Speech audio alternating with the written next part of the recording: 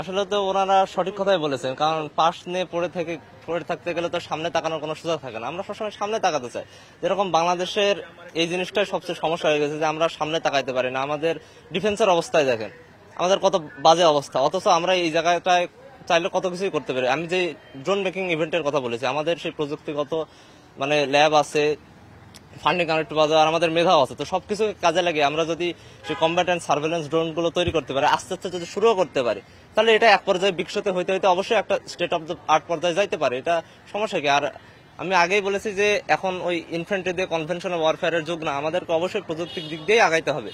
ওই রাজনৈতিক মারামারি, ওই আদর্শের মারামারি, ওই দিকের মধ্যে শিক্ষার্থীরা থাকতে চায় না। ওটা তো আপনারা রাজনীতি বা আন্দোলন যাই করবেন, আমি ওনাদের বলো আপনারা সহভাগে যাবেন। ক্যাম্পাস একটা শান্তির জায়গা, ক্যাম্পাসে শিক্ষার্থীরা যারা থাকতে চায় ওরা শান্তিতে থাকতে চায়, ঘুম থেকে উঠেই কেউ এসব ঝামেলার মধ্যে পড়তে চায় না।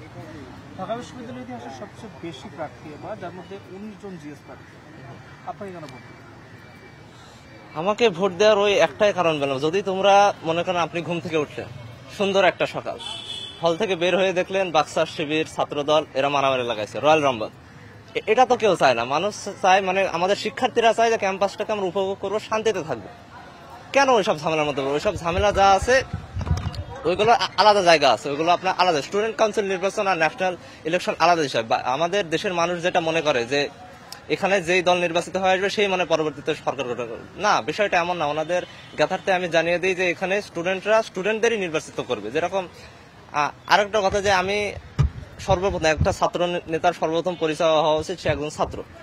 আমি সকাল 8টার সময় ক্লাসে যাইতেছি, এই সময় দাঁড়ায়ও, মানে এই প্রার্থিতা ঘোষণা করার পরেও সকাল 8টার সময় ক্লাস, 12টার সময় ক্লাস, মানে ক্লাস, অ্যাসাইনমেন্ট, টিউশন, খাওয়া দাওয়া, গোসল, এগুলো সব মেনটেন করে আমি সবকিছু করতেছি।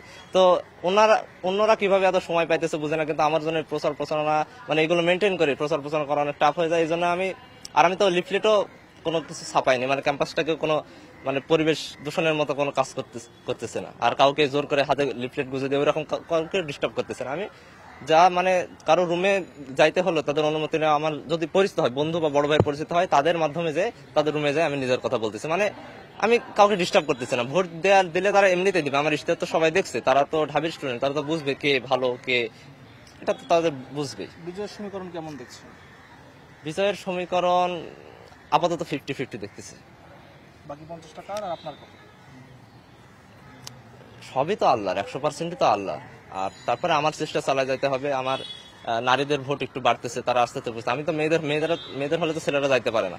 তো এটা হয় কি, ফ্রেন্ডদের কানেকশনে বা ছোট ভাই বোন, এলাকার আপু, এদের কানেকশনে আস্তে আস্তে তাদের বুঝাইতে হয়। আর মিডিয়ায় যে আপনারা আমার প্রচারণা করে দিচ্ছেন ফ্রিতে, আমি তো কিন্তু ইনভেস্টমেন্ট কিছুই করিনি। আমার কোনো প্রচারণা মানে টাকা দিয়ে যেটা লিফলেট এগুলো আল্লাহ করে দিচ্ছে, আপনারা করে দিচ্ছেন। এভাবে চলবে, আল্লাহ যতদূর নিয়ে যায় আমি চলবো। তাই চ্যালেঞ্জ কোথায়? দেখছি যে এই যে প্রচারণার ক্ষেত্রে টাকা পয়সা ছড়াছড়ি এগুলো অভিযোগগুলো আসছে। হ্যাঁ, তো এই যে টাকা পয়সা, নির্বাচন, ডাকসু, এগুলো সব মিলে কিভাবে দেখেন আপনি? আচ্ছা, একটা স্টুডেন্ট এত টাকা কই পায়? আমি তো মাস গেলে 5,000 টাকা বেতন পাই, তো 5,000 টাকা দিয়ে আমার খাওয়া দাওয়া করতেই চলে যেত। বাকি টাকা যদি এই টাকায় লাগাই দিই তাহলে আমি চলবো কই? তো এসবের দরকার নাই। আর এগুলো করা মানেই তো, মানে কেউ যদি ইনভেস্টমেন্ট করে, আমি বলছি কেউ যদি ইনভেস্টমেন্ট করে সে লাভের আশাই আসছে। আমি তো এখানে কোনো লাভের আশায় আসেনি। আর বেশি নেতা হয়ে গেলে সেখানে একটা গ্রুপিং হয়ে যায়, ঝামেলা হয়ে যায়, ওই এক অঙ্গ হয়ে, ওয়ান বডি হয়ে ওই কমিটিটা কাজ করতে পারে না। আমি এটাই বুঝাইতে চাই আসলে। আপনার সবচেয়ে বড় চ্যালেঞ্জ কি? আমি তো চ্যালেঞ্জ কোনো কিছু দেখতেছি না। আমি তো মানে আপনি দেখেন আমার কেউ প্রেশার দিচ্ছে, ফিল দিচ্ছে, আমি সবচেয়ে রিল্যাক্সে আছি, আমি সবচেয়ে রিল্যাক্স ক্যান্ডিডেট। তাহলে আপনার সাথে 100% হওয়ার কথা না, যদি সবচেয়ে বেশি আশাবাদী হয়ে থাকেন বা যদি দেখেন এখানে ক্যাম্পাসে কি সবাই আমার মতো শান্তিপ্রিয় লোক? সবাই তো না, কেউ আদর্শের রাজনীতি করে, কেউ অন্যরকম লোক, মানে অনেক কিছু লোক আছে এখানে, অনেক সমীকরণ আছে।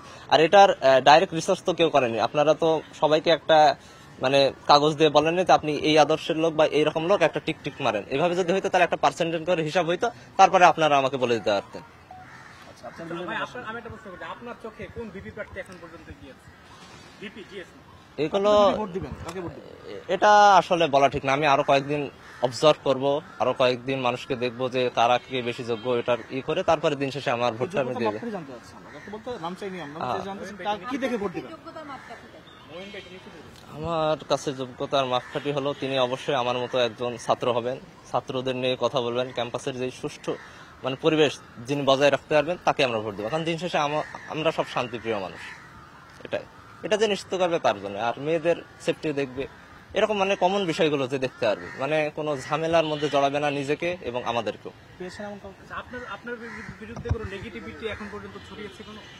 আমার বিরুদ্ধে নেগেটিভিটি যেটা ছড়াইছিল সিগারেটের, ওটা যে এটা প্রমোট করতেছে না, আমি তো ওটা প্রমোট করতেছি না, ওটা তো আমি বলে দিয়েছি, ওটা পিকচারের একটা স্টিকার, আপনারা চাইলে আমার ফোনে দেখতে পারেন, ওটার মানে একটা কপি আছে, মানে এই ধোয়া ছাড়া। এটাই। স্যার কপি আছে একটা? হ্যাঁ, মানে ধোয়া তো স্টিকার, এই ধোয়াটা স্টিকার দিয়ে লাগানো, ভিডিও তো স্টিকার দিয়ে লাগানো, মানে একটা অরিজিনাল কপি আছে তোমার কাছে ওই ছবির। Thank you.